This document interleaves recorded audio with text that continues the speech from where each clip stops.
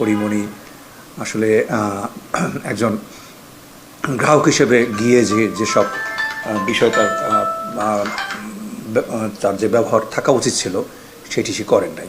2021 সালের জুন মাসে আমাদের যে পরিমণি সে বোট ক্লাবে গেছিলেন এবং সেখানে একটি অপ্রীতিকর ঘটনা ঘটে। সেই ঘটনায় পরিমণি নিজে বাদী হয়ে একটি মামলা করেছেন এবং সেখানকার যে কর্মকর্তা বা ওই ইশার সেক্রেটারি